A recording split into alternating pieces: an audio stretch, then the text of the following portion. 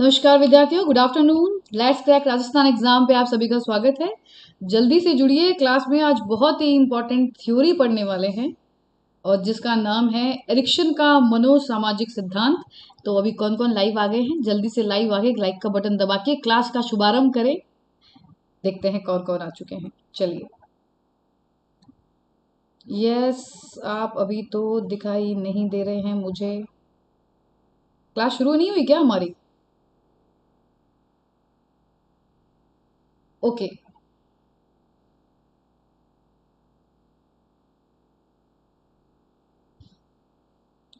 किरण बैरवा नमस्ते, राजकुमार जी नमस्ते, गुज्जर गुज्जर लाल कुछ लिखा है नमस्ते, राहुल नमस्ते, सविता नमस्ते, कंचन जय श्री कृष्णा, जितेंद्र जी राधे राधे, और दीपक जी हरियाणा से सभी को राम राम।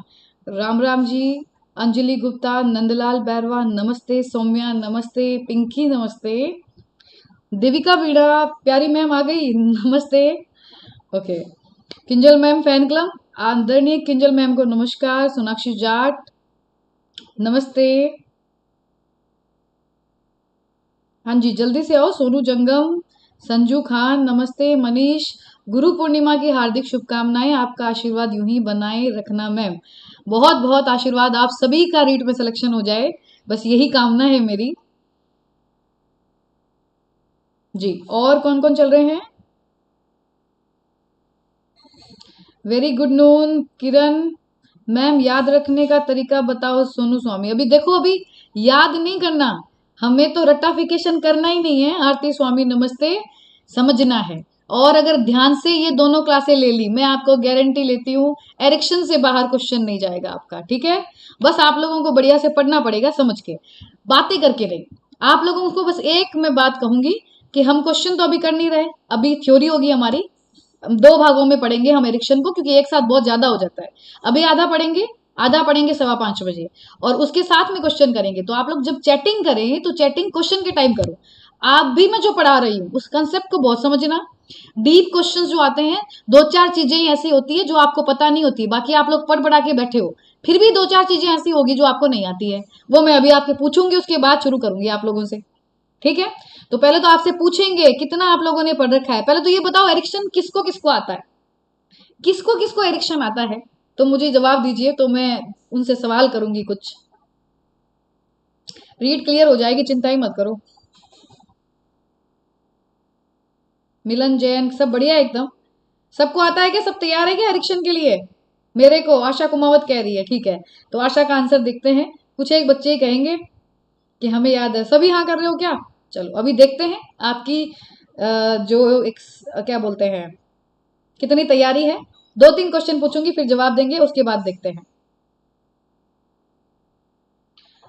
आता तो है मैम, पर बीच में गड़बड़ हो जाता है, बस वही तो ठीक करनी है अपने को। चलिए, लेट्स क्रैक राजस्थान एग्जाम पे सभी विद्यार्थियों का बहुत बहुत स्वागत। और अभी हम रीड के लिए साइकोलॉजी पढ़ रहे हैं। आज की टाइमिंग एक बार बता देती हूँ आप लोगों को। एक सेकंड रुकिए, आप लोग थोड़ा सा पेन ले लेती हूँ मैं। मिस मत करना क्लास। अभी 2:15 से हमारी क्लास शुरू हुई है, हम आधा पढ़ेंगे। आई थिंक 1 घंटे में क्लास हो जाएगी। फिर हमारी क्लास दोबारा होगी 5:15 पर, पार्ट 2, एरिक्शन का पार्ट 2। तो पार्ट 2 में 8 अवस्थाएं कंप्लीट होगी 5 बजे वाली में, और इसके क्वेश्चन भी मैं लेके आई हूँ साथ में। और सबसे इंपॉर्टेंट बात जो आप लोगों के लिए, एकदम ताजा प्रश्न, ताजा मतलब फ्रेश, जो आप लोगों ने देखे नहीं है, कल रात को बैठ के ही बनाए हैं मैंने आप लोगों के लिए, बिल्कुल फ्रेश क्वेश्चन। तो देखते हैं कितने बच्चों ने डीप गहराई से पढ़े हैं, ऑथेंटिक किताबों से क्वेश्चन बनाए हैं। वो 7:15 की क्लास, ये 3 क्लासें रहेगी, तो सारे विद्यार्थी बने रहिएगा। होगी छोटी छोटी, भाई आप लोग भी बोर हो जाते हो, तो थ्योरी जब पढ़ें तो लंबी नहीं पढ़ेंगे। प्लस फ्री आपको पता ही है, प्लस फीचर्स पे आप घर बैठे टॉप एजुकेटर के द्वारा पढ़ सकते हो, पीडीएफ वगैरह सब मिलेगी। फतेह एसआई एग्जाम, आरपीएससी अनाउंसमेंट देख सकते हो, सक्षम गरुड़ ये आप देख सकते हो। And RBSC board class 6 to 12 ये 26 जुलाई से स्टार्ट हुआ है, देख लिए। विजय जो है 28 से स्टार्ट हुआ है, इसको भी ध्यान रखिए। Complete course for RS prelims 29 जुलाई से स्टार्ट है, कॉम्बो सब्सक्रिप्शन अवेलेबल है। ये सारे एग्जाम जिनके लिए आप अनअकैडमी पर सब्सक्राइब कर सकते हो, 10% डिस्काउंट मेरे कोड पर किंजल10। ओके, चलिए क्लास को शुरू करने से पहले मेरे कुछ सवाल आप लोगों से। पहला सवाल, और पहले सवाल का जवाब दीजिए।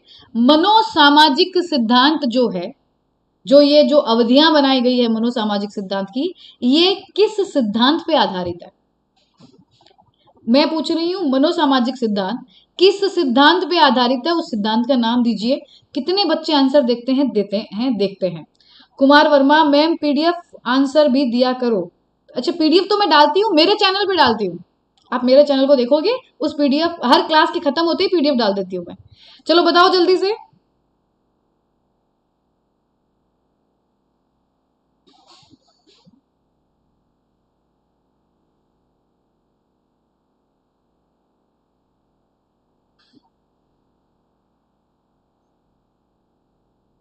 बेबिंस्की क्या है? बेबिंस्की पैर, बच्चे के तलवे में जब हम स्पर्श करते हैं तो अपने पैरों की अंगुलियों को ऐसे आगे की तरफ झुका लेता है, उसको बेबिंस्की क्रिया कहते हैं। ठीक है, अभी दूसरी क्वेश्चंस नहीं, ओनली एरिक्शन। एरिक्शन का कोई जवाब दे रहा है क्या? फ्राइडवाद गलत है। ममता गीत फ्राइडवाद, और उधर वो ममता का है, हम ममता उसको आशा को ढूंढ रही हूं मैं। ये बहुत इंपॉर्टेंट और बहुत गहरा क्वेश्चन है, मुझे नहीं लगता कि आप लोगों को पता होगा इसका जवाब कि ये किस सिद्धांत पे आधारित है। मैंने क्या पूछा है, ये जो जीवन अवधि है ना, इनकी पूरी जीवन अवधि को इन्होंने 8 भागों में विभाजित किया है, ये किस सिद्धांत पे आधारित है, ना कि ये जो सिद्धांत है वो किसका परिष्कृत रूप है, ये नहीं पूछा मैंने। तब तो आप कह सकते हो फ्राइड की बात, लेकिन मैंने जो पूछा उसका आंसर क्या होगा, वो कोई दे रहा है उत्तर, तो देख लेते हैं एक बार। Rocky handsome. आप लोगों ने नाम सुना है क्या? अनुजात सिद्धांत, अनुजात, अभिजात, ऐसा कुछ नाम सुना है क्या आप लोगों ने? पश्चात, मोनू बी, गुरु पूर्णिमा की हार्दिक शुभकामनाएं। आप आज के दिन आशीर्वाद प्रदान करें, बहुत बहुत सभी खुश रहो, स्वस्थ रहो और रीट में सिलेक्शन लो। ठीक है, देखिए ये जो जीवन अवधि विकास नाम आप लोगों ने देखा है, ये सिद्धांत अनुजात सिद्धांत के ऊपर आधारित है। ठीक है, इसे पश्चात सिद्धांत भी कहा जाता है, ये बात नहीं पता थी। चलो एक बात बताओ मुझे भाई, आप लोगों को ये तो पता है कि एरिक्शन और फ्राइड दोनों में डिफरेंस क्या है? भाई इस सिद्धांत के अंदर दोनों अलग कैसे है, तो आप लोग जवाब दे दोगे मुझे? मुझे ये बताओ, एरिक्शन का सिद्धांत पियाजे के सिद्धांत से अलग कैसे है? ये प्रश्न बन सकता है आपके एग्जाम के अंदर, किताबों के अंदर, ऑथेंटिक सोर्स के अंदर मेंशन किया गया है। सो एक बार मुझे बताइए, बताइए जल्दी से, क्या आप लोगों ने पढ़ रखा है ऐसा कुछ? तो उसका आंसर कर सकते हो जल्दी से मुझे। किस तरीके से अलग है पियाजे से? मैंने फ्राइड से नहीं पूछा है, फ्राइड से तो फिर भी आप आंसर कर दोगे, भी फ्राइड ने तो लिबिडो पे कहा है, इन्होंने सामाजिक के ऊपर बल दिया है, इतनी तो बात कहोगे। मुझे बताओ पियाजे से अलग कहते हैं। अगर आप लोगों ने पढ़ रखा है तो एक बार के लिए बताइए, आंसर क्या दे रहे हो आप लोग?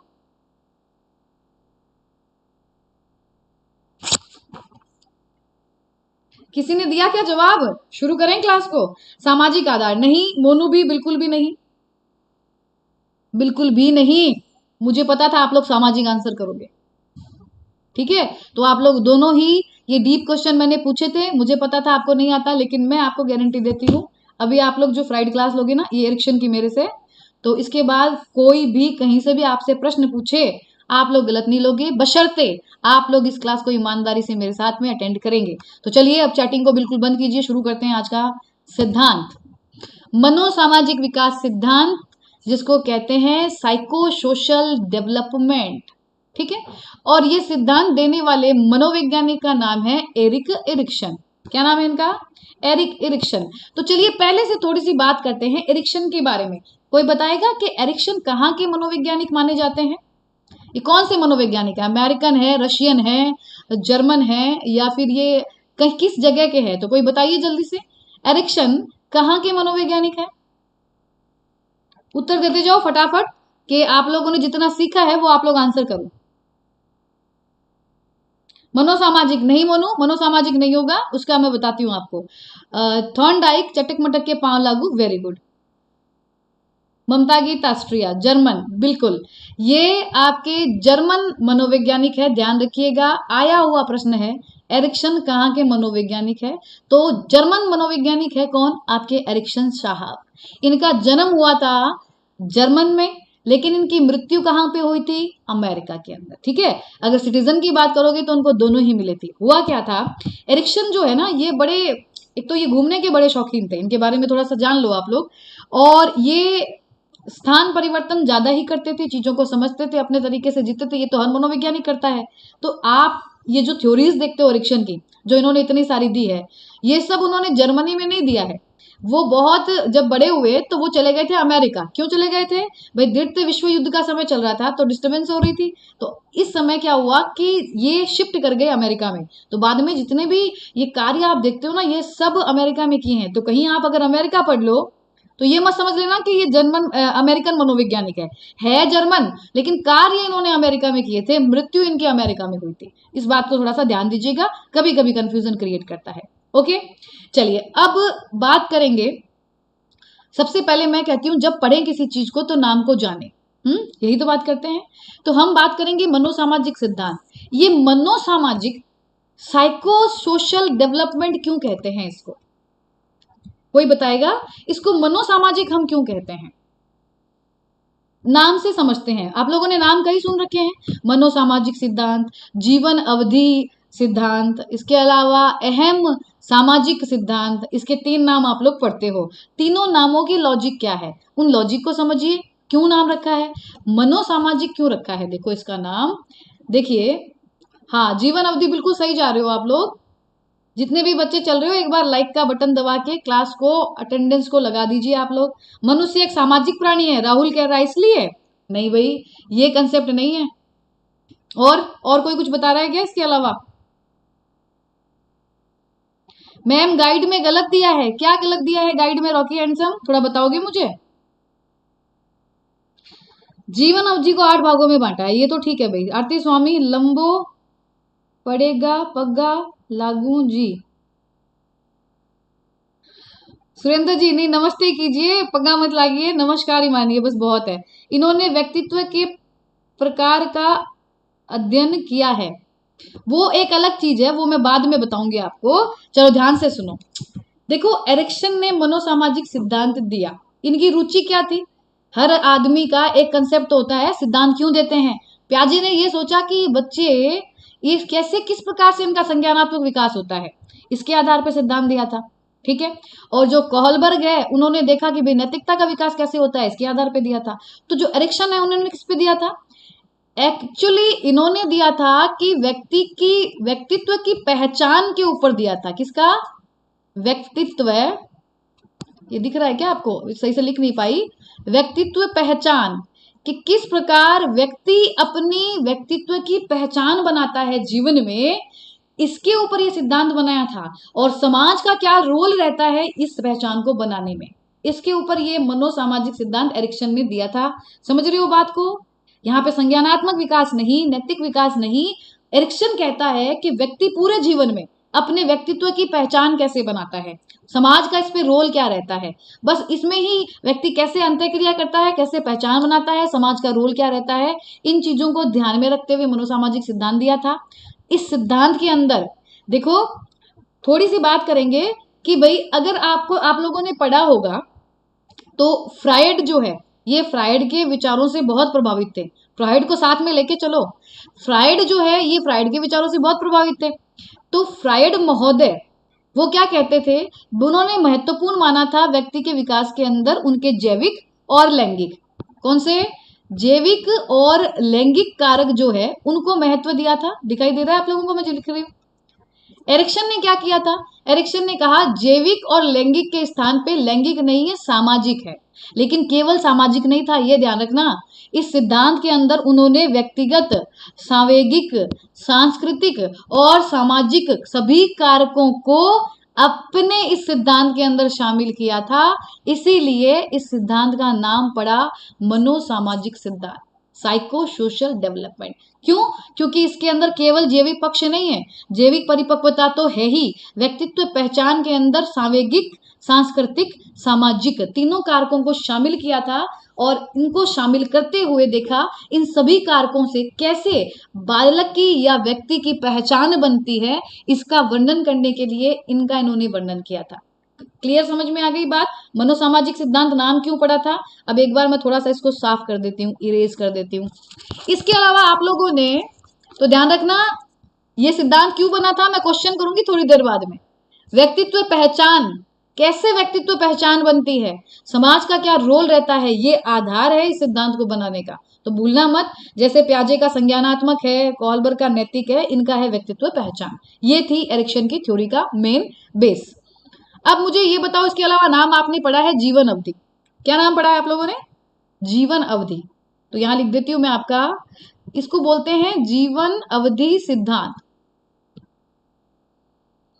ठीक है, दिखाई दे रहा है क्या? जीवन अवधि सिद्धांत कहते हैं इसको। अब क्यों इसको जीवन अवधि कहते हैं, ये तो आप लोग सभी जानते हो कि भाई इन्होंने पूरे इस सिद्धांत को 8 अवस्थाओं के अंदर बांटा है।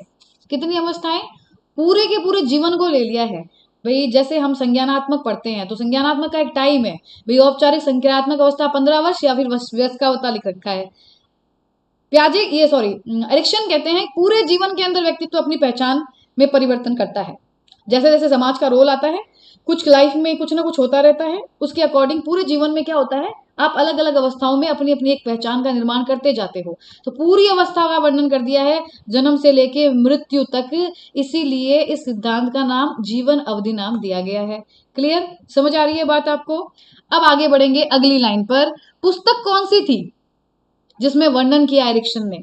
वही इतनी बड़ी बातें, एक सिद्धांत व्यक्तित्व पहचान का वर्णन दिया है, उसको जिस किताब के द्वारा उन्होंने मेंशन किया, किताब का नाम है बचपन तथा समाज, चाइल्डहुड एंड सोसाइटी। और ये किताब लिखी गई थी, जो प्रकाशित हुई थी आपकी 1963 में। आप लोग कई जगह पढ़ोगे 1950, लेकिन 1950 सही नहीं है, ये 1963 उत्तर होगा।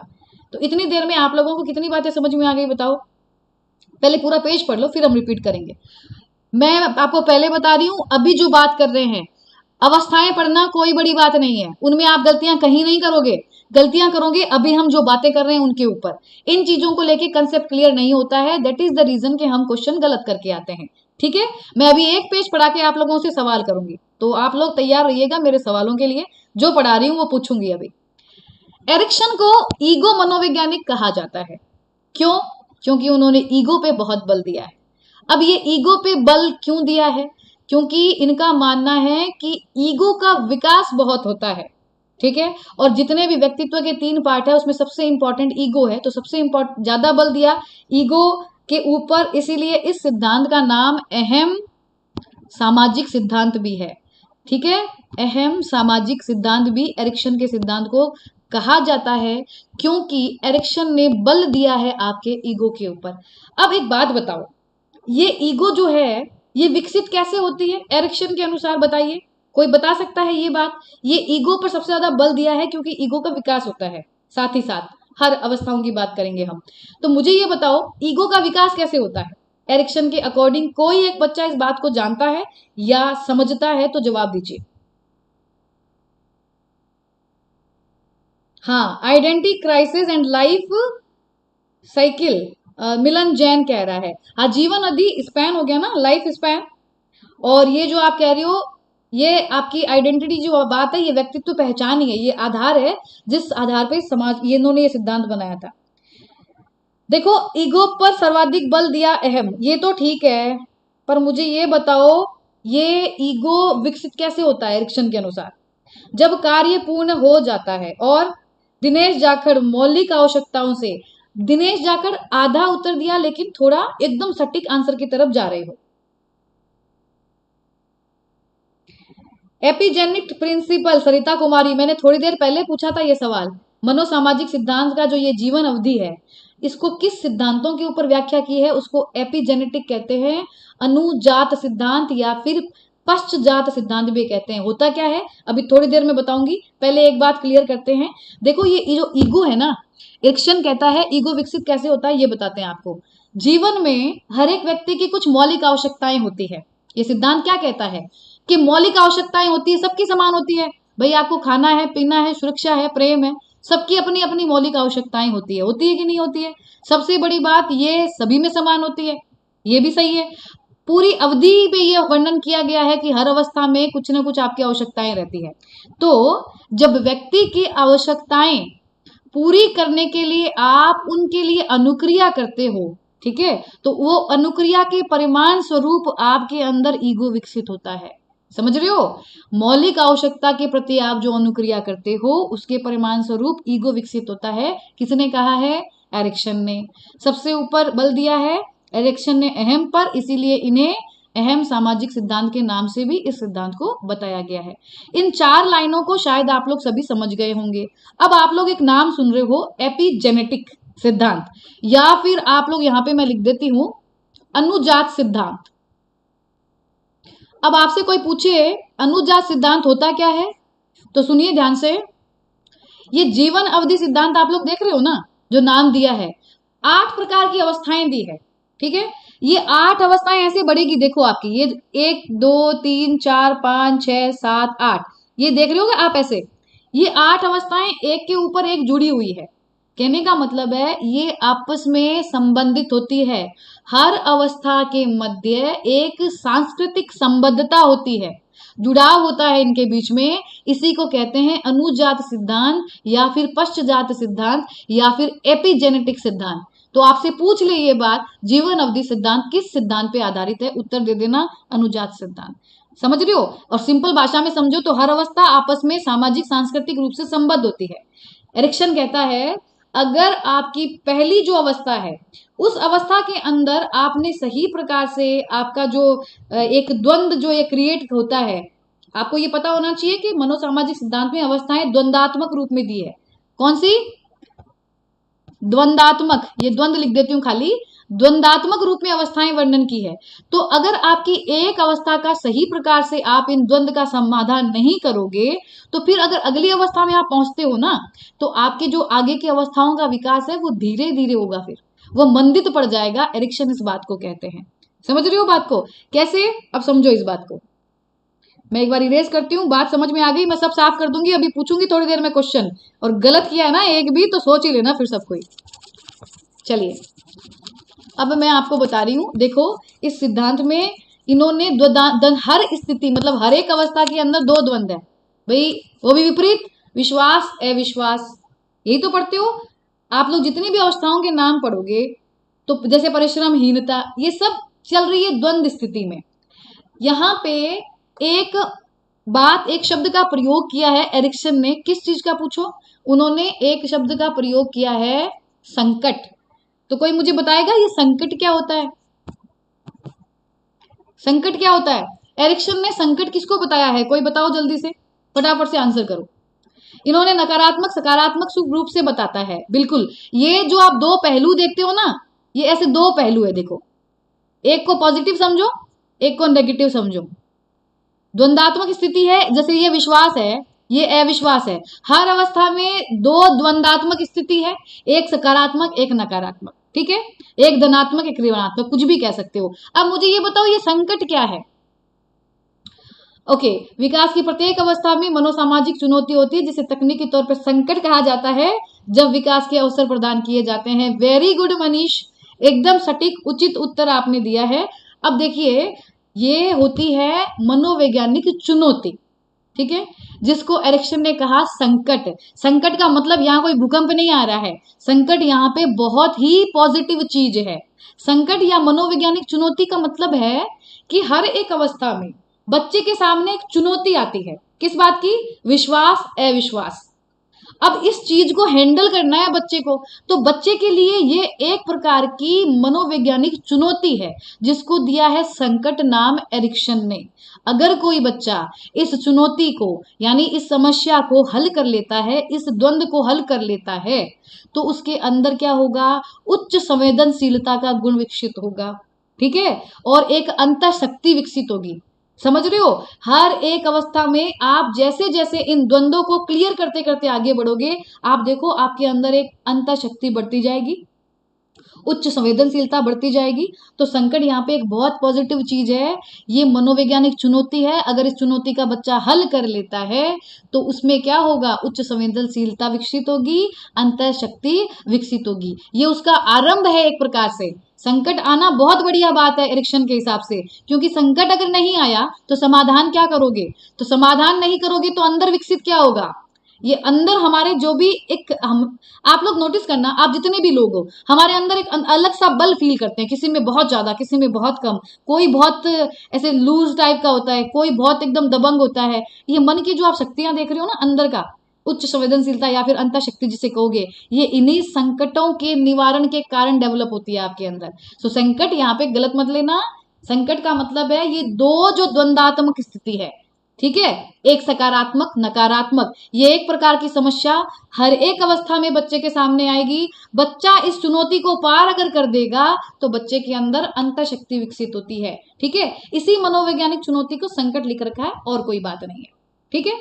अब ध्यान रखना एक बात और, अच्छा मुझे ये बताओ, ये जो द्वंदात्मक स्थिति है, तो यहाँ पे समस्या का जो समाधान होता है वो धनात्मक होता है या ऋणात्मक होता है? इसका जवाब दीजिए एक बार। मैम मैं लूज टाइप हूँ। राहुल अभी देखो सब कारण पता चल जाएंगे, हम आज ऐसे क्यों हैं उसका कारण एडिक्शन ने बहुत अच्छे से समझाया है, बहुत अच्छे से समझो। मैम आंसर दिखाई नहीं पड़ रहे, निशा क्या कह रहे हो आप, मुझे समझ नहीं आ रही बात। जय मेघवाल नमस्कार।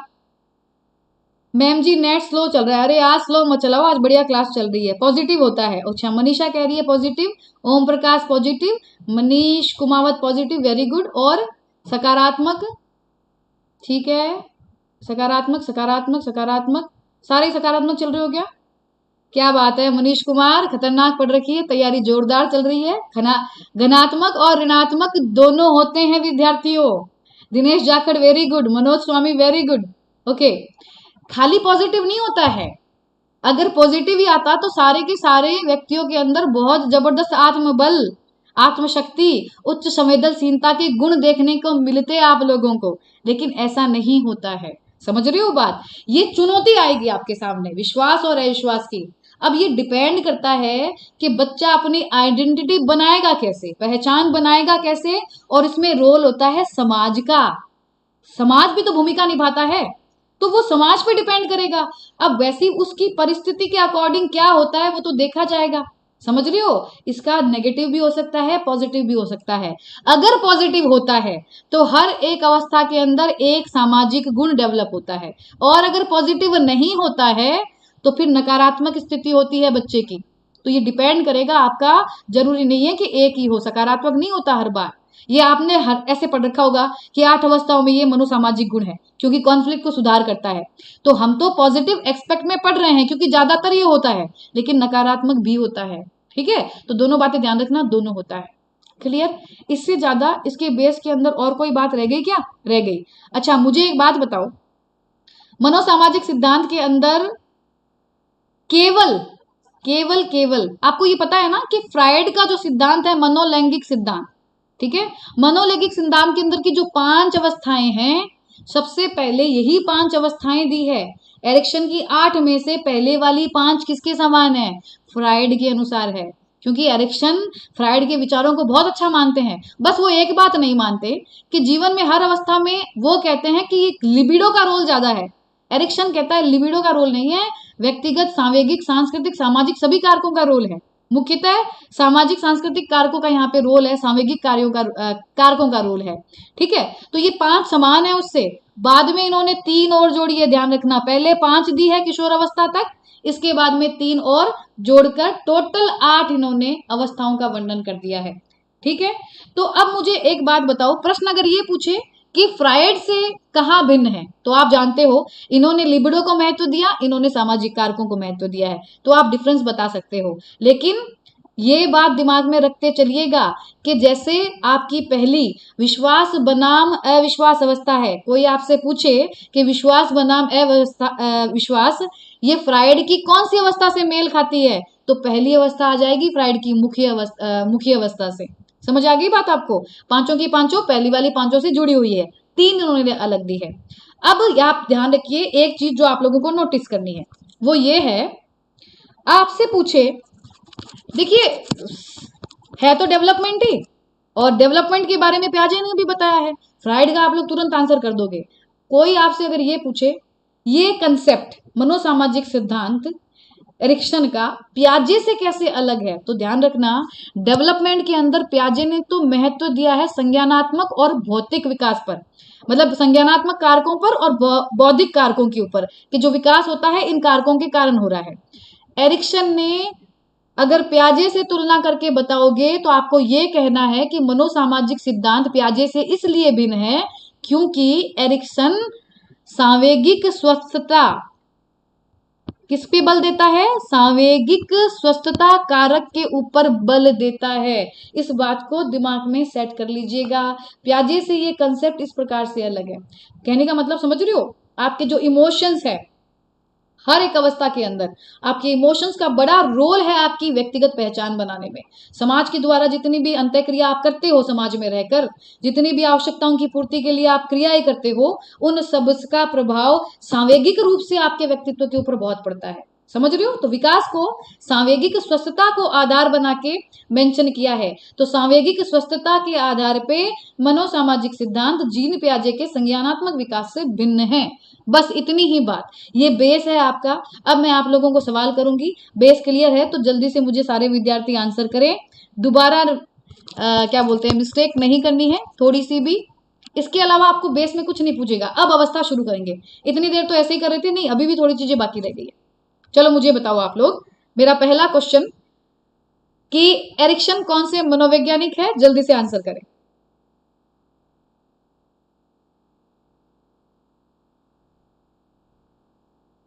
बताओ जल्दी से। अरे जल्दी जल्दी आंसर करो फिर आगे बढ़ते हैं।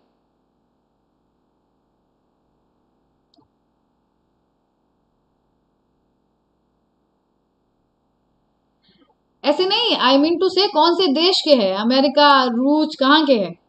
अभी बताया मैंने।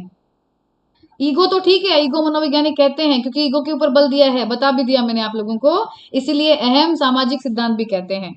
कहाँ के हैं ये? जगह बताओ, जगह जगह जगह। Ego German, German, very good. ये जर्मन मनोवैज्ञानिक है, याद रखिएगा, आया हुआ प्रश्न है। किताब का नाम आप लोगों को पता ही है।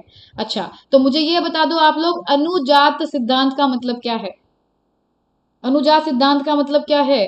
थोड़ा सा बताएंगे कोई एक लाइन में? पश्चात, एपिजेनेटिक,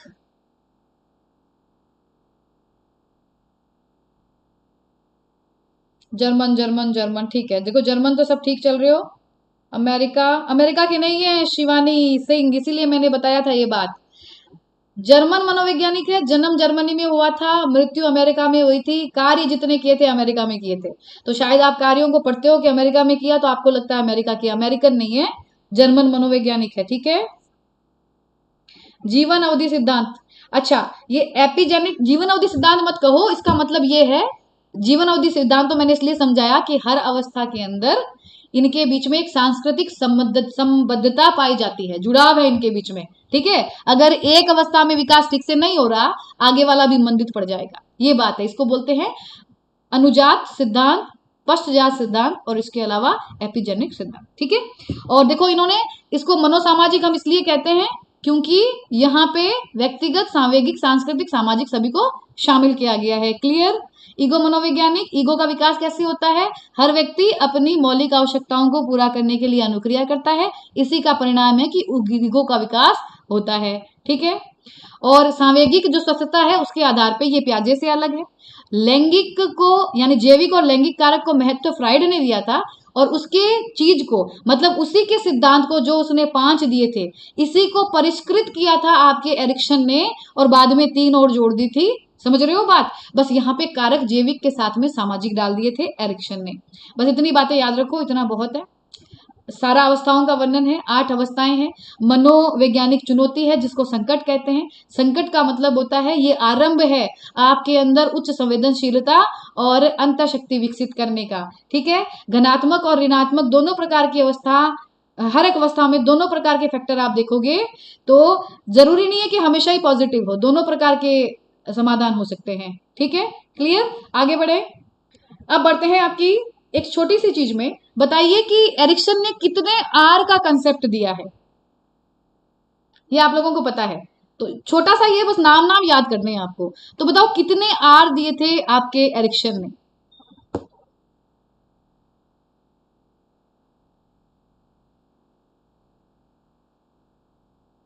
अवस्था ढंग से समझाओ, अब भी समझेंगे सोनू, चिंता ही मत करो। ये बेस जितना बोल दिया ना मैंने आपको, क्लास को रिपीट देख लेना और आपको कुछ नहीं देखना इसमें। 3 आर दिए हैं, ठीक है, सभी का सही है। अब चलिए ये 3 आर पढ़ लेते हैं, थोड़ा सा बस नाम नाम पढ़ो खाली। देखिए, मनोसामाजिक के प्रत्येक अवस्था में 3 आर होते हैं, क्या ये बात पता थी आपको? ये 3 आर हर अवस्था के अंदर चलते हैं, जैसे जैसे उम्र बढ़ती है ये तीनों आर भी साथ में बढ़ते हैं। एरिक्सन 3 आर थ्योरी देने वाले व्यक्ति है। 3 आर का मतलब है रिचुअलाइजेशन, रिचुअल और रिचुअलिज्म। इनको आपको डिटेल में बिल्कुल नहीं जाना, बिल्कुल भी नहीं, का केवल 3 नाम याद रखो। कर्म कांडता, कर्म कांड, कर्म कांडवाद, ये तीनों नाम याद रखना। प्रश्न आया हुआ था कि इनमें तीनों में से अलग कौन है, एक नाम और जोड़ देंगे, कर्म, कर्म के साथ में कुछ और लिख देंगे, वादिता लिख देंगे, कर्म कांड वादिता, तो ऐसे नहीं होगा, ये तीनों नाम सेम देख लेना, ठीक है। अब देखो इनको सिर्फ एक एक लाइन में थोड़ा सा अर्थ समझ लो, ज्यादा इसको डीप में जाना ही नहीं अपने को। कर्मकांड रिचुअल क्या होता है? रिचुअल मतलब हमारे जो वयस्क व्यक्ति होते हैं वो पुराने जो उनके एक अनुक्रियाएं होती है, घटनाएं होती हैं, उनको वो दोहराते हैं। देखो कुछ प्रवृत्तियां होती है जो बुजुर्ग वयस्क लोग हमेशा दोहराते रहते हैं, अब उनको हम जो सीखते हैं या फिर जो वो व्यवहार कर रहे हैं जिनको वो बार बार दोहरा रहे हैं, उसको कर्म कांड कहते हैं। क्या कहते हैं? रिचुअल कहते हैं। दूसरा होता है कर्म कांडिता। कर्म कांडिता का मतलब क्या होता है कि व्यक्ति समाज और संस्कृति के अंदर पहले से जो सिस्टम, जो रूढ़ियां चल रही है, उनको उसी अनुरूप व्यवहार करता है, वहां पे अंत्य क्रिया करता है, तो ये करना, ये आपका कर्म कांडिता कहलाता है, ठीक है। अब ये जो आप व्यवहार कर रहे हो, समाज के अंदर जो भी चीजें चल रही है उनके अकॉर्डिंग अंत्य क्रिया कर रहे हो, लेकिन जब ये एक विकार का रूप ले लेता है, ठीक है, और यहाँ पे व्यक्ति बस अपने ऊपर केंद्रित हो जाता है, इसको नाम दे दिया है कर्म कांडवाद का। बस इतनी ही बात है, बाकी डिटेल में कहीं मत जाओ आप लोग। रिचुअलाइजेशन, रिचुअल और रिचुअलिज्म याद रखिए, 3 ही इन्होंने आर दिए हैं, हर अवस्था में ये 3 आर चलते हैं। कर्मकांड जो वयस्कों द्वारा दोहराया जाता है बार बार, कर्मकांडिता जो आप ये संस्कृति के अकॉर्डिंग, समाज के अकॉर्डिंग, समाज में जो व्यवहार अंत्यक्रिया करते हो वो, और जब ये एक विकार बनता है और आप व्यक्ति खुद पे केंद्रित हो जाए, वो कर्मकांड वाद कहलाता है। बस इतनी ही बात समझनी है। आइए बढ़ते हैं एरिक्सन की पहली थ्योरी की तरफ। विश्वास बनाम अविश्वास की अवस्था, ट्रस्ट वर्सेस अनट्रस्ट। अब देखो इसकी अवधि है यहाँ पे जन्म से 18 माह, कहीं कहीं लिखते हैं जन्म से क्या बोलते हैं 2 वर्ष भी लिख देते हैं, लेकिन ज्यादा सही उचित उत्तर है आपका कौन सा? जन्म से 18 माह। और हर एक अवस्था में आपको एक चीज याद करनी है, गुण, ठीक है, मैंने गुण भी यहाँ पे हाईलाइट करके लिखा है। तो चलिए पहले हम बात करते हैं विश्वास बनाम अविश्वास की। अब देखो इनको रिलेट करो, आप जानते हो आज हम जो कुछ भी है, हमारा जो नेचर है, वो सब डिपेंड करता है आपकी ये अवस्थाएं कैसी गुजरी है। जैसे हमने क्या कहा, ये अनुजात सिद्धांत है। आपका अगर किसी अवस्था में विकास ठीक से नहीं हुआ है तो उसका रिजल्ट देखोगे आप नकारात्मक रूप से आज भी। और मैं आपको अभी बताऊंगी, देखो अभी आपको एक नेचर बताऊंगी आप सभी का, तो आपको पता चलेगा आपके साथ ऐसा हो क्यों रहा है। देखिए, विश्वास बनाम अविश्वास, ये बात हो रही है शेष अवस्था के बच्चे की, ठीक है। और अगर फ्राइड के अकॉर्डिंग बात करोगे, कौन सी अवस्था आ जाएगी आपकी फ्राइड की? मुख्य अवस्था आ जाएगी। क्लियर? तो फ्राइड की 5 क्रम से चलेगी, उनको जोड़ते हुए चलना, साथ में अवस्था को जोड़ते हुए चलना, प्रश्न वहां से भी बन जाएगा। तो ये तो शेष अवस्था है आपकी। शेष अवस्था के अंदर बच्चे के अंदर जो एक संकट आता है, देखो इतना छोटा सा बच्चा है, एरिक्सन कहता है ये भी संकट का सामना करता है। संकट क्या है? एक मनोवैज्ञानिक चुनौती। चुनौती किस बात की? विश्वास और अविश्वास की। अब ये क्या होता है समझिए। देखो हमने क्या बात की थी, हर व्यक्ति की मौलिक आवश्यकता होती है। यहाँ पे जो छोटा बच्चा देख रहे हो, इसकी आवश्यकता क्या है बताओ आप? क्या है इसकी आवश्यकता? इसको खाना चाहिए, प्रेम चाहिए, स्नेह चाहिए, प्यार चाहिए। अब बताओ इससे ज्यादा ये बच्चा मांगेगा कुछ आपसे, या बोलेगा मुझे रीट में सिलेक्शन दिला दो? ये तो नहीं मांगेगा। इसकी अवस्था में बच्चे की नीड है, उसे खाना मिलना चाहिए टाइम से। बच्चा 2 ही काम करता है, खाता है और सोता है, और टोटली डिपेंडेंट अपने माता पिता के ऊपर। उसको प्यार चाहिए, दुलार चाहिए, देखभाल चाहिए। समझ रहे हो? आप देखिए 2 तरीके से आप लोगों ने लाइफ में सीन देखे होंगे। एक माएँ ऐसी होती है जो बच्चे को बड़े प्यार से रखती है, जब भूख लगी तभी उसे खिलाएगी, प्यार से रखेगी, कभी डांटेगी नहीं, चिल्लाएगी नहीं। छोटे बच्चे पे होते हैं ना औरतें, समझ लो काम से फ्रस्ट्रेट है तो चिल्ला भी देती है बच्चों के ऊपर, छोटे बच्चे पे भी चिल्ला देती है। तो ये गलत चीजें हैं, समझ रहे हो बात? तो अगर बच्चे को उसकी नीड पूरी हो रही है, खाना मिल रहा है, प्यार मिल रहा है, स्नेह मिल रहा है, देखभाल मिल रहा है माँ से, पापा से, दादा से, मम्मी से, पापा से, तो बच्चे को विश्वास हो जाएगा। क्या हो जाएगा? विश्वास। समझ रहे हो? यही इसका विपरीत। समझ लो बच्चे के ऊपर ध्यान नहीं दिया जा रहा। इन बच्चों को माताएं सोचती है मैं पहले काम कर लेती हूँ, नहीं तो सासू जी डांटेंगी मुझे, पता नहीं कोई कुछ कह देगा, मेरा काम पड़ा है। तो बच्चे को रोते बिलखते भी छोड़ देती है कि 1 घंटे बाद खाना खिला दूंगी। प्यार से नहीं रख पाती है, क्योंकि अपनी जीवन की फ्रस्ट्रेशन बच्चों पे प्राय निकाल देती है माताएं। ठीक है? तो ये जो रीजन होते हैं जिसके ऊपर बच्चे के ऊपर ध्यान नहीं दिया जाता, उस पर चिल्लाया जाता है, तो बच्चे में एक प्रवृत्ति विकसित होगी, वो होगी अविश्वास की। अब आपको क्या लग रहा है ये यहीं खत्म हो गई? बिल्कुल भी नहीं, ये खत्म नहीं होती है। आप यहाँ पे ध्यान रखना, ये चुनौती पार करना है इस बच्चे को। अगर चुनौती पार कर ली तब तो क्या होगा? बच्चे के अंदर विश्वास बनेगा। क्या बनेगा? विश्वास। अब बच्चा जब बड़ा होगा ना, तो देखो इसका रिजल्ट बड़े होके क्या दिखेगा? बच्चे को समाज में, संस्कृति में, धर्म में आस्था देखोगे। आस्तिक बच्चे होंगे ये। आप लोगों ने पढ़ा ना, आस्था बनाम अनास्था। क्यों? क्योंकि जब विश्वास इस अवस्था में क्रिएट बच्चे में होता है, तो ये विश्वास हमेशा उसकी प्रवृत्ति बन जाती है। तो वो फिर समाज में भी विश्वास करेगा, धर्म में विश्वास करेगा, मूल्यों पे विश्वास करेगा। समझ रहे हो? बड़े होने के बाद ये रिजल्ट आता है। और एक गुण विकसित होता है आशा का। आशा का मतलब क्या होता है? होप। होप का मतलब समझो, यहाँ पे एरिक्सन ने होप का मतलब बताया है अपने अस्तित्व को समझेगा, समाज के अस्तित्व को समझेगा। ये एक आशा बच्चे के अंदर डेवलप होती है अगर इस चुनौती को पार ये बच्चा करता है। लेकिन अगर इसने ये चुनौती पार नहीं की और अविश्वास हो गया, क्योंकि उसे मिला नहीं वो सब कुछ जो उसे चाहिए था, तब क्या होगा बताओ? फिर बच्चे की प्रवृत्ति होगी हीनता की भावना, ईर्ष्या की भावना। बच्चा करेगा शक हमेशा। अब आप लोग अपने इर्द गिर्द लोगों को देखना, तो बहुत सारे लोग होते हैं ना, सब पे शक करते हैं। क्या बोलते हैं? कोई पे विश्वास करना ही नहीं चाहिए, भलाई का तो जमाना ही नहीं है। कोई भी काम कितने भी अच्छे मन से करोगे, फिर भी जिंदगी में लोग शक ही करेंगे। अब बताओ कितने लोग शक करते हो आप लोग? देखा है ना आप लोगों ने? शक करते हो, नेचर होता है शक करने का। करते हो कि नहीं करते हो? अब आप लोग ध्यान रखिए, जो जो लोग अपने जीवन में हर एक चीज पे शक करते हो, भाई खासकर जो लड़के लड़कियां होते हैं वो एक दूसरे पे शक करते हैं, पति पत्नी एक दूसरे पे शक करते हैं कि नहीं करते हैं?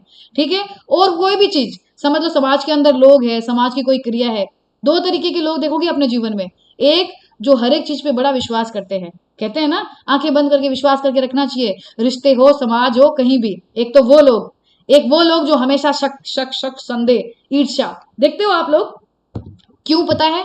ऐसा इसलिए होता है क्योंकि जो पहली अवस्था है, इस अवस्था में ये जो संकट था, ये जो चुनौती थी, इस चुनौती को वो पार नहीं कर पाया था। उसे, उस बच्चे को वो प्यार स्नेह मिला ही नहीं था, तो वो अविश्वास अंदर बैठ गया। मैंने क्या कहा था? संकट पार करते ही, ये जो संकट है ये पार करते ही अंतः शक्ति विकसित होती है। तो अगर अंतः शक्ति विकसित नहीं हो रही है तो कमजोरी तो विकसित होगी। तो ये एक कमजोरी है कि हम शक करते हैं। इसका कारण है कि हमारे अंदर अविश्वास था उस वक्त। तो अगर अविश्वास तो आप इस तरफ जाओगे, और अगर विश्वास तो आशा का गुण डेवलप करोगे। समाज संस्कृति के अंदर आप लोग विश्वास करेंगे, हर एक जगह विश्वास करोगे। ये थी पहली अवस्था। क्लियर? समझ आ गई बात आपको? अगली बढ़ते हैं। स्वतंत्रता व संदेह की अवस्था, ऑटोनॉमी वर्सेस डाउट। अब ध्यान रखना, अनुजात सिद्धांत क्या कहता है? सब जुड़ी हुई चलेगी, सब जुड़ी हुई चलेगी। अब दूसरा, स्वतंत्रता बनाम संदेह या स्वायत्ता बनाम संदेह भी आप लोग इसे कहते हो। इसकी आयु याद कर लो, 18 से 3 माह। और आपको क्या याद करना है? इसका गुण होता है इच्छा शक्ति। गुण तब विकसित होते हैं जब पॉजिटिव रूप आता है, जब समस्या का समाधान कर लेते हो आप, तब पॉजिटिव, तब इच्छा शक्ति। अब समझिए, स्वतंत्रता बनाम संदेह। जब बच्चे को विश्वास हो जाता है ना माता पिता पे, आपने देखा होगा ना, बच्चे सबके पास नहीं जाते हैं। छोटे बच्चे आधों के संग खेलेंगे, आधों के संग नहीं खेलेंगे। उन्हीं के साथ खेलते हैं जो प्यार देते हैं, बाकियों के साथ खेलते भी नहीं है। छोटे बच्चे को गोदी अगर आप लेना चाहो, सबके पास जाता है क्या? वो उसी के पास जाएगा जहां पे प्यार मिलेगा। अब देखो, जब ये विश्वास डेवलप हो जाता है बच्चे में, अब बच्चे को क्या लगता है? अब वो सेफ फील करता है। अगर विश्वास नहीं हो ना, तो उसको भय बना रहता है। यहाँ पे भय आता है, भय का संवेग जनरेट हो जाता है, उसे डर लगता है फिर, क्योंकि विश्वास नहीं हो पाता उसे। अब अगर भय नहीं है बच्चे को, एकदम ये मस्त है, एकदम विश्वास करता है माता पिता पर, सबसे प्यार मिल रहा है, तो विकास आगे बढ़ेगा। अब आएगी स्वतंत्रता, स्वायत्ता। अब बच्चा क्या करेगा? खुद व्यवहार करना शुरू करेगा।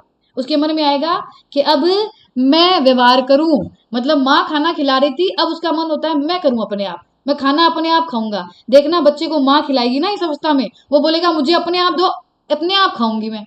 जैसे मारवाड़ी में कैसे ना आप ही खाती हूँ मैं, ऐसे बोलते हैं ना, तो वो अपने आप खाएंगे, क्योंकि उन्हें हर काम, अब उन्हें डिपेंडेंसी नहीं चाहिए, अब चाहिए स्वतंत्रता, कि हम खाना खुद खाएं, मेरे बाल मैं खुद बनाऊं, ठीक है, मैं नहाने खुद जाऊं, मैं शौचालय खुद जाऊं, ये सब काम खुद करने का मन होता है। बोलेगा मम्मी मुझे खाली बाथरूम में बिठा के आ जाओ, मैं अपने आप करके आऊंगा। बोलता है कि नहीं बोलता है? ये होती है स्वतंत्रता की भावना। अगर माता पिता सपोर्ट करते हैं, मैंने क्या कहा था, हर अवस्था में समाज का रोल है। माता पिता अगर उसे सपोर्ट करते हैं, माँ अगर वेट कर ले कि हाँ बेटा तू खा ले, तू अपने आप कर ले, तब तो बच्चे में स्वतंत्रता का भाव गुण ये जो है विकसित हो जाएगा। और यहीं पे माँ डांटे, अरे मेरे काम बहुत पड़ा है, तू चुपचाप बैठ फटाफट खा ले, ये बाल मैं 2 मिनट में बना दूंगी, तू बहुत देर लगाएगा, स्कूल में लेट हो रही है, या फिर स्कूल तो क्या जाएगा अभी, आप वो उसके लिए आप बोलोगे कि जल्दी से तैयार हो जा, मेरे को काम करना है, खाना बनाना है, माताएं ऐसे बातें करती रहती है। तो अगर वो बच्चे को डांटेगी तो बच्चे को संदेह हो जाएगा, किस बात का, कि मैं तो कुछ कर ही नहीं सकता हूँ। समझ रही हो बात? तो यहाँ पे माता पिता को उसे प्रोत्साहित करना चाहिए कि चलो तू बड़ा हो गया ना, अपने आप काम कर, ना कि माता को खुद करना चाहिए। तो ये थी आपकी स्वतंत्रता बनाम संदेह की अवस्था, गुण विकसित होता है। अगर ये संकट जो बच्चे के सामने आया, संदेह और स्वतंत्रता का, अगर निकल गया बच्चा और स्वतंत्रता वाला पॉजिटिव तरीके से वो अगर समाधान कर पाया, तो इच्छा शक्ति डेवलप होती है। इच्छा शक्ति, विल पावर। विल पावर का मतलब क्या है यहाँ पे? विल पावर का मतलब होता है अपने मन से काम कर लेना। आप देखिए बहुत सारे बच्चे हैं जो माता पिता से इतने डरते हैं, कोई काम नहीं करते हैं।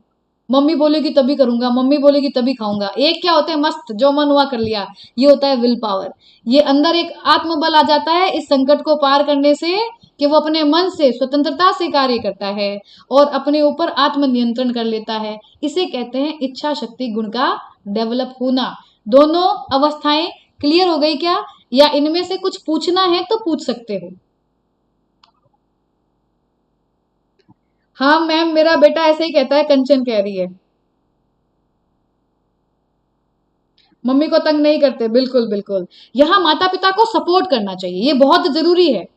नहीं तो माता ये करती है, लेट हो रही है मेरे, फटाफट तेरे बाल बना देती हूँ, खाना खिला देती हूँ, जल्दी जा तू। ये नहीं करना चाहिए, ये बहुत जरूरी है। पॉजिटिव उत्तर जब, मतलब पॉजिटिव रेस्पॉन्स, मतलब समाधान नहीं करे बच्चा, तब तक समझ लो आगे के विकास बाधित हो जाएंगे। क्लियर हो गया?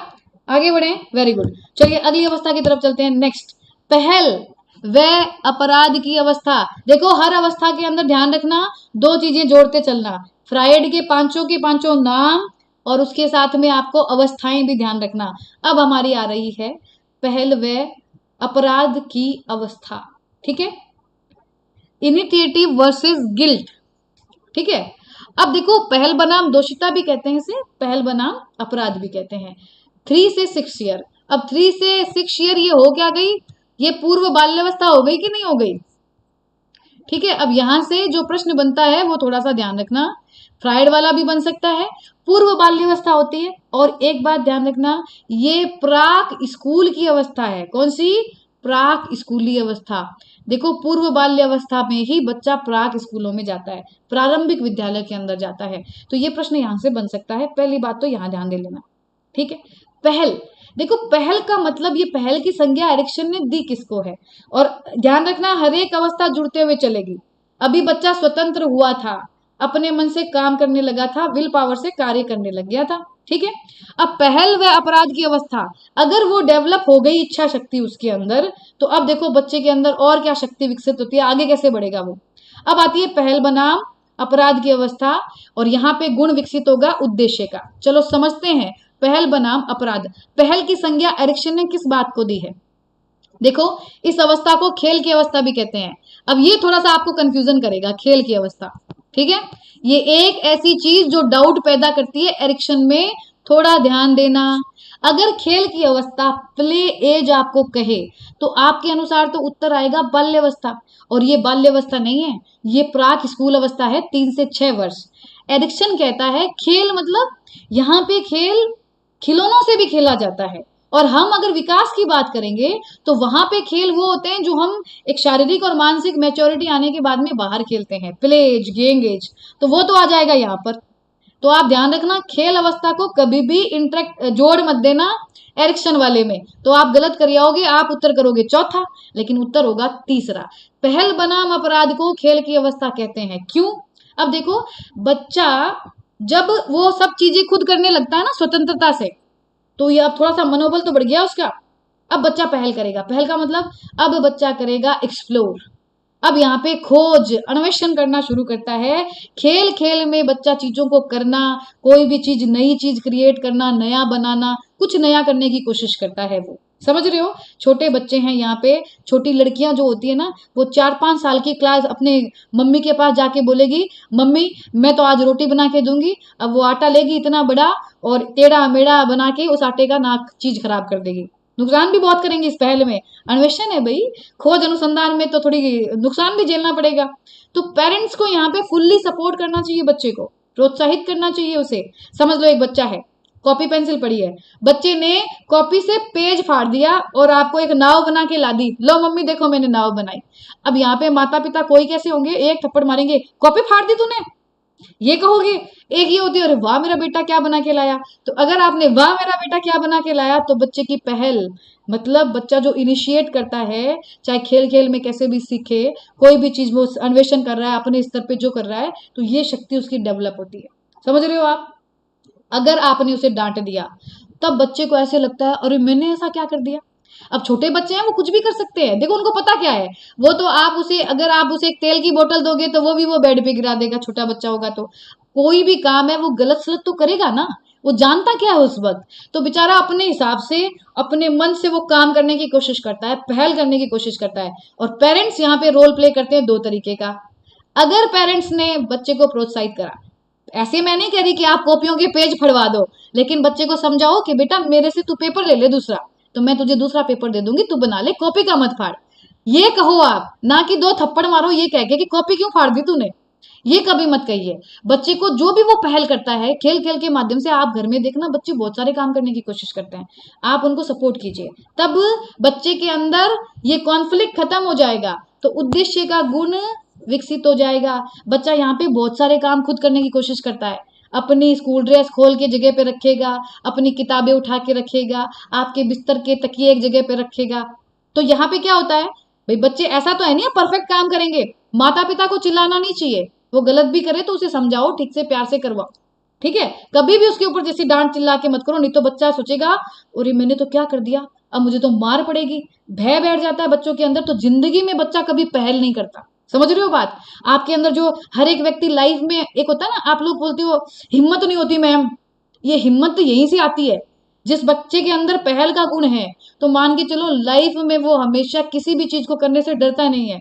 और अगर अपराध भाव बैठ गया, दोषिता भाव बैठ गया, तो निष्क्रिय होगा, साहस नहीं होता उनमें जिंदगी में किसी चीज को पहल करने की, क्योंकि ये डर इसी वक्त अंदर बैठ चुका होता है। ठीक है। अब यहाँ पे बच्चा समझता है कि भाई मैं भी बड़ा हूँ, व्यस्क हूँ, मेरे लाइफ के भी कोई उद्देश्य है, और पहल करता है वो उन चीजों को करने की। समझ रहे हो बात को? तो पहल बनाम अपराध अवस्था, ये होती है आपकी थर्ड स्टेज। क्लियर? इससे ज्यादा इसका कोई क्वेश्चन बनता नहीं है। लास्ट पढ़ेंगे अभी, परिश्रम व हीनता की अवस्था, उद्यम हीनता की अवस्था इसको कहा जाता है। ठीक है। अब परिश्रम हीनता वेरी इंपॉर्टेंट। अब आ गई आपकी चौथी अवस्था, और अगर फ्राइड की बात करोगे तो सुप्तावस्था, और ये हो गई हमारी बाल्यावस्था। बाल्यावस्था के साथ में आपको ये भी पूछा जा सकता है, कहा जा सकता है स्कूल एज, विद्यालय की आयु, एरिक्सन के अनुसार परिश्रम व हीनता की अवस्था।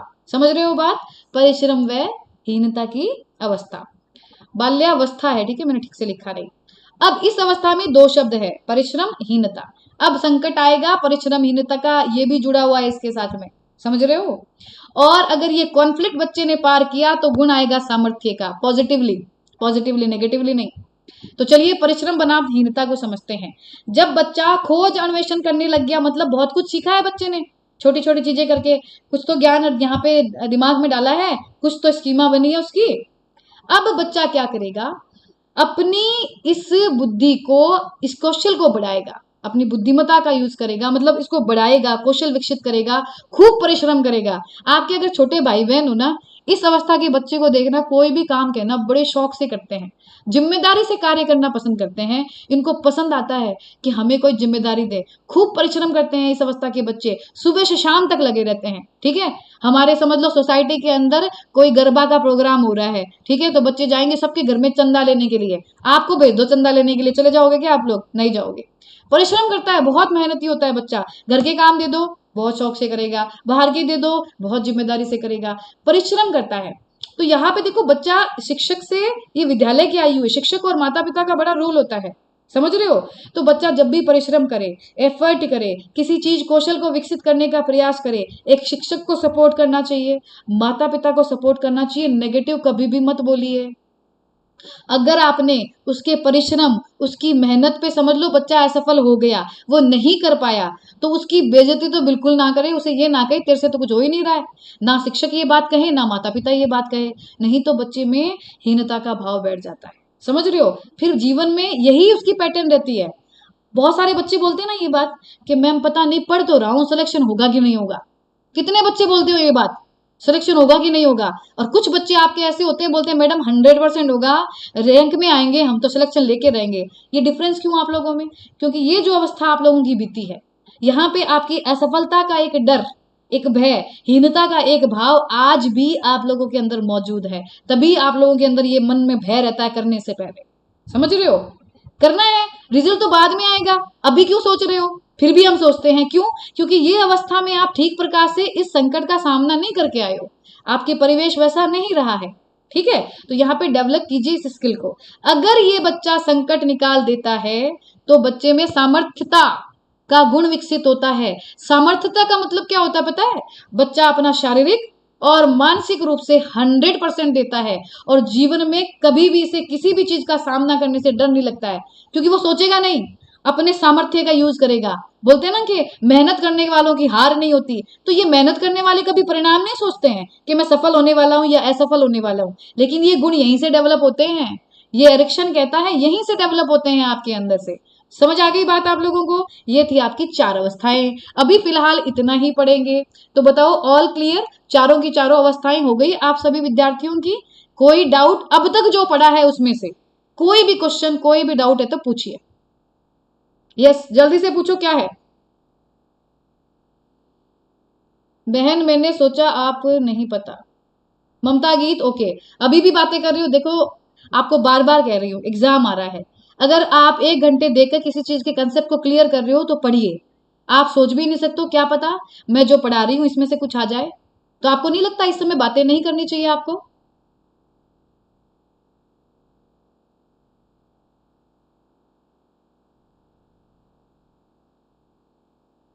क्या कर रहे हो आप लोग? Answer. Kinjal ma'am fan club, ठीक है।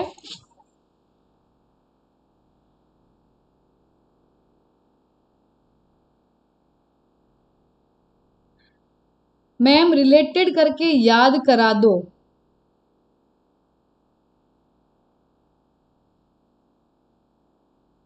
रिलेटेड करके याद करा दो मतलब? अब याद नहीं हुआ आपको? मैंने हर एक को जोड़ते हुए पढ़ाया आपको। कैसे? पहले विश्वास करेगा, विश्वास होगा तब वो व्यवहार करेगा, मतलब स्वतंत्रता से व्यवहार करेगा।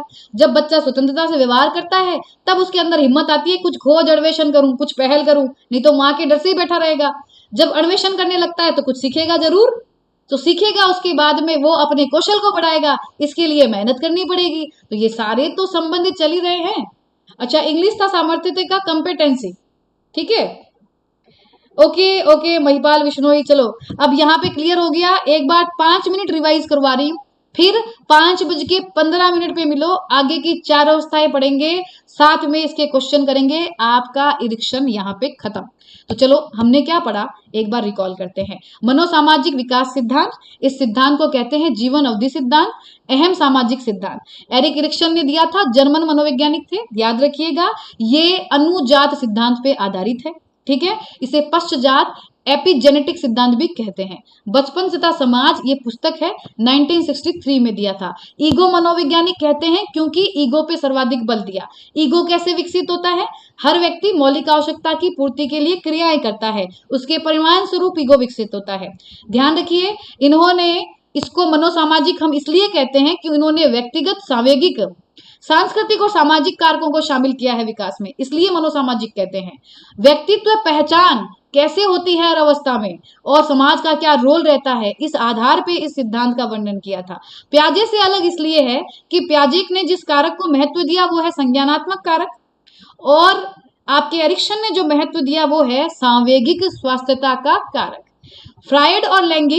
फ्रायड और एरिक्सन में डिफरेंस इतना है कि विकास में फ्रायड कहते हैं जैविक और लैंगिक कारक महत्वपूर्ण है, एरिक्सन कहते हैं जैविक के साथ में सामाजिक कारक महत्वपूर्ण है। और इन्होंने फ्रायड की ही 5 अवस्थाओं को परिष्कृत किया है, पहले उन 5 को दिया, बाद में इन्होंने 3 जोड़ दी। 8 प्रकार की अवस्थाओं का वर्णन इसके अंदर इन्होंने किया है। All clear? मनोसामाजिक चुनौती को संकट कहा है। संकट का मतलब होता है, ये आरंभ करता है कि आपके अंदर अंतर शक्ति डेवलप होती है, उच्च संवेदनशीलता डेवलप होती है। इतनी ही बात है और कुछ भी नहीं है। आगे बढ़ो। 3 आर दिए हैं आपके, कर्मकांडता, कर्मकांड और कर्मकांडवाद। कर्मकांड यानी वयस्कों के द्वारा जो घटनाएं बार बार दोहराई जाती है। कर्मकांड जो आप समाज के अकॉर्डिंग जो बिहेव, अंतःक्रिया करते हो वो आएगा। जब ये विकार बनता है, व्यक्ति स्व केंद्रित होता है, उसको कर्मकांडवाद, ये प्रत्येक अवस्था में पाया जाता है। विश्वास बनाम अविश्वास, सबसे इंपॉर्टेंट बात, आशा का गुण डेवलप होता है। ये क्वेश्चन बनते हैं, गुण कौन सा डेवलप होगा? अगर ये कॉन्फ्लिक्ट खत्म किया, अगर ये संकट आपने दूर किया। विश्वास तब होगा जब बच्चे की नीड पूरी होती है। प्यार, विश्वास, प्यार, देखभाल, खाना, यही तो चाहिए। नहीं होता है तो भय बनेगा बच्चे के अंदर, विश्वास कभी नहीं करेगा जिंदगी में। क्लियर? स्वतंत्रता संदेह है, जब विश्वास हो जाता है तब बच्चा व्यवहार करेगा, खुद का व्यवहार। मम्मी मैं अपने आप खाऊंगा, शौचालय जाऊंगा, नहाऊंगा, बाल बनाऊंगा, सब काम खुद करेगा। संदेह होगा अगर माँ डांटेगी, उसको लगेगा मैं तो ये भी नहीं कर सकता हूँ। इच्छा शक्ति, स्वतंत्रता से कार्य करना और अपने आत्मनियंत्रण करना, ये होता है इच्छा शक्ति। पहल अपराध, बच्चा जब स्वतंत्रता से कार्य करना लगता है तभी तो पहल करेगा ना। हम कहते हैं ना, आप लोग लड़ लेते हो, फिर बोलते हैं वो तो पहल करी को नहीं, तो मैं कैसे बात करूंगा उससे। तो पहल का गुण हर किसी में नहीं होता है। शुरुआत हर व्यक्ति नहीं कर सकता जीवन में, वही कर सकता है जिसने ये संकट अपने जीवन में पार किया। तो पहल का मतलब आप पहले इनिशिएट करते हो। अपराध बोध तब होगा अगर आपने पहल की और बचपन से ही आपकी इस पहल को दबा दिया जाए तो जिंदगी में पहल नहीं कर पाओगे। तो अपने बच्चे को अगर आंतरिक रूप से मजबूत करना है तो एरिक्सन की थ्योरी को पढ़ के अपने बच्चों का विकास करना, आप सभी जिनके जिनके बच्चे हैं। ठीक है? खेल की अवस्था कहते हैं, प्राक स्कूल की अवस्था कहते हैं। क्लियर? अगला, परिश्रम बनाम हीनता। अब वो अपने कौशल को विकसित करता है, खूब परिश्रम करता है यहाँ पे बच्चा सफलता प्राप्त करने के लिए। अच्छा लड़का, अच्छी लड़की सुनने के लिए बच्चा हर काम करने के लिए तैयार है। माताएं बाजार छोड़ के जाती है बच्चों को, घर संभालो, तो घर आके माँ को यही कहना चाहिए, वाह मेरा बेटा कितना बढ़िया काम कर लिया। उल्टा ये नहीं कह देना चाहिए, समझ लो उसने खेल के घर थोड़ा बिखेर भी दिया। तो बच्चों पे आप चिल्लाएं नहीं, एक तो वो जिम्मेदारी लेके बैठा है, फिर आप ये कहते हो तो हीनता का भाव आएगा। हीनता का भाव कभी भी आप में सामर्थ्य विकसित नहीं करेगा। तो सामर्थ्य अगर विकसित करना है बच्चे का तो बच्चे की परिश्रम को प्रोत्साहित कीजिए। क्लियर? अच्छा, एक इंपॉर्टेंट और बात, हर एक अवस्था में बच्चे के अंदर एक प्रेरणा होती है किसी भी चीज को करने की, वो प्रेरणा भिन्न भिन्न होती है। हर अवस्था की अभिप्रेरणा अलग अलग होती है, ये बात ध्यान रखिएगा आप लोग। तो ये थे आज के आपकी 4 अवस्थाएं। थैंक यू सो मच अभी बनने के लिए। अब नेक्स्ट पार्ट पढ़ेंगे 5:15 पर। क्या ये क्लास अभी तक की सभी बच्चों को पसंद आई? तो क्लास को जरूर लाइक कीजिएगा, जल्दी से लाइक का बटन दबाइए अगर आपको पढ़ाया हुआ समझ में आया। जसविंदर कौर, नहीं, ये फ्राइडे वीकेंड है और आज हम थ्योरी पढ़ रहे हैं। एक साथ थ्योरी पढ़ते हो ना तो फिर आप खुद बोर हो जाओगे, मिक्स भी हो जाएगा। अब आधा पढ़ लिया, अब थोड़ी देर बाद आधा पढ़ लेना, उसमें 4 अवस्था पढ़ेंगे और क्वेश्चन करेंगे। बस कंसेप्ट क्लियर आपका। 7 बजे वाली क्लास मिस मत करना, ताजा प्रश्न है आपके लिए, फ्रेश, कल रात को बैठ के ही बनाए हैं मैंने। तो आप लोग एकदम नए क्वेश्चन के लिए तैयार रहिए 7 बजे वाली क्लास में। मैम घणो चोखो पढ़ायो वीर आर्मी, धन्यवाद वीर आर्मी, थैंक्स। चलिए, नंदलाल बैरवा, किसी को कोई प्रॉब्लम?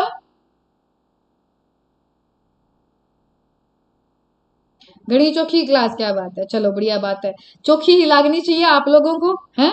तभी तो होगा। आज स्पेशल में आओगे क्या? नहीं किरण, कल स्पेशल में आएंगे। सुपर से ऊपर। तो जब क्लास अच्छी लगी हो तो बच्चों जल्दी से लाइक कर दीजिए, कमेंट बॉक्स में लिख दीजिए, और 5:15 पे जल्दी से आइए, आगे की 4 अवस्थाएं पढ़ेंगे, आप लोगों का इंतजार रहेगा। तब तक के लिए सभी विद्यार्थियों को मेरा नमस्कार, मिलते हैं नेक्स्ट। और सुनिए, अभी थोड़ी देर बाद एक वीकेंड का क्वेश्चन, पिछली बार मैंने पूछा था दिल्ली मॉडल, अभी वीकेंड का क्वेश्चन थोड़ी देर बाद में वाईटी पे मिलेगा, देखो वो क्या है और जवाब देना क्या है। आज का वीकेंड का क्वेश्चन है, बड़ा शानदार, एग्जाम में पूछा जा सकता है। ओके, तो वो उसका आंसर करो आप लोग।